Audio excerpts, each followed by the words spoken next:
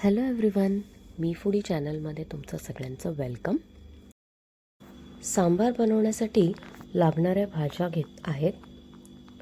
मी इथे 1 टोमॅटो उभा चिरून घेतला आहे. 3 शेवग्याच्या शेंगा आहेत, त्या कट करून घेतलेल्या आहेत आणि त्याची सालं जी आहेत ती काढून घेतलेली आहेत. भोपळा घेतलेला आहे, भोपळ्याची पण सालं काढून त्याचे छोटे छोटे तुकडे करून घेतलेले आहेत. 1 कांदा उभा चिरून घेतलेला आहे. सांबार बनवण्यासाठी मी मसूर डाळ घेतलेली आहे. 1 वाटी मसूरची डाळ अर्धा तास पाण्यात भिजत ठेवली होती. मसूरची डाळ कुकरला 4 शिट्ट्या होईपर्यंत शिजवून घ्यायची आहे. एका साईडला एका भांड्यामध्ये लाल भोपळा आणि शेवगाच्या शेंगा ह्या उकडून घ्यायच्या आहेत. ह्या आपण कुकरला लावणार नाही आहोत. भोपळा आणि शेवग्याच्या शेंगा शिजत आहेत तोपर्यंत फोडणीची तयारी करून घ्यायची आहे. फोडणीसाठी इथे कढईमध्ये तेल गरम करायचं आहे. त्यात जिरं, मोहरी, हिंग, कढीपत्ता आणि 1 सुकी मिरची घालायची आहे.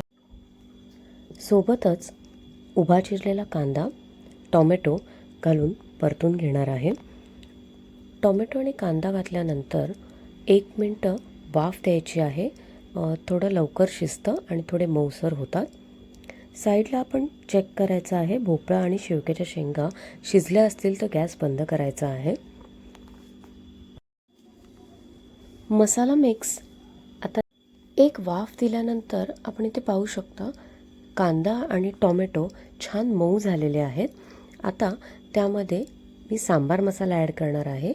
इथे मी 2 चमचे सांबार मसाला घेतलेला आहे. अर्धा चमचा हळद घातलेली आहे. दुसरे कोणतेही मसाले मी ह्याच्यामध्ये ॲड करत नाही आहे. मसाले ॲड केल्यानंतर मी 1 मिनिट ते सगळे मसाले परतून घेतलेले आहेत. मसाले परतताना मी त्यात अर्धा चमचा पाणी घातलेलं आहे. याने मसाले जे आहेत ते करपत नाहीत. मसाला मिक्स आता रेडी आहे. त्यात मी शिजलेली मसुरीची डाळ घालणार आहे. मसुरीच्या डाळीमध्ये 1 ग्लास पाणी घालून कन्सिस्टन्सी ॲडजस्ट केलेली आहे. मसुरीची डाळ घातल्यानंतर ज्या शिजलेल्या भाज्या आहेत त्यासुद्धा ॲड करायच्या आहेत आणि व्यवस्थित मिक्स करून घ्यायचं आहे. 1 उकळी येईपर्यंत वाट बघायची आहे.